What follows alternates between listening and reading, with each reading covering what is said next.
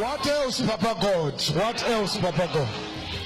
Non, vous ne rêvez pas, ce pasteur est en train de parler avec Dieu lui-même. C'est en tout cas ce qu'il veut faire croire à ses fidèles dans une église du Zimbabwe. Ces images ne surprennent pas notre observateur, un journaliste à Harare.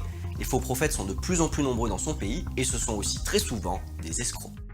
Le pasteur est au téléphone et la dame est à genoux devant lui. Il lui pose des questions et elle confirme les informations la concernant, données par ce soi-disant Dieu au téléphone. Les gens tout autour sont ébahis. Ils disent « Ça alors, Dieu est en train de parler avec ce gars au téléphone. » God is telling me to tell you your story has changed.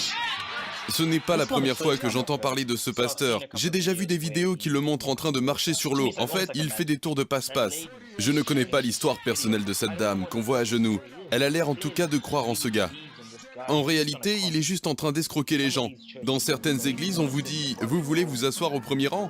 Alors payez et vous deviendrez un membre reconnu. » Je pense que c'est triste que les gens se fassent arnaquer comme ça. Ce n'est pas ça le message de la Bible et de la religion chrétienne. Ce type de pseudo-prophètes sont de plus en plus nombreux au Zimbabwe. Ils vous disent qu'ils vont vous apprendre à devenir riche grâce à la foi. Ces pasteurs sont prospères, ils vivent dans une certaine opulence. Ils disent aux fidèles, si vous avez la foi, vous deviendrez riche comme moi. Et plus vous donnez, plus vous recevez. Notre économie ne va pas très bien. Le pays est miné par l'économie informelle. Et les gens ont besoin d'espoir. Ils cherchent l'espoir, ce que justement ces pasteurs leur vendent. Nous avons contacté ce pasteur Paul Sanyangor qui affirme avoir réussi à marcher également sur l'eau dans sa piscine. Il nous a répondu que tout le monde pouvait parler à Dieu et que bien entendu, il valait mieux débourser un peu d'argent pour qu'il se manifeste.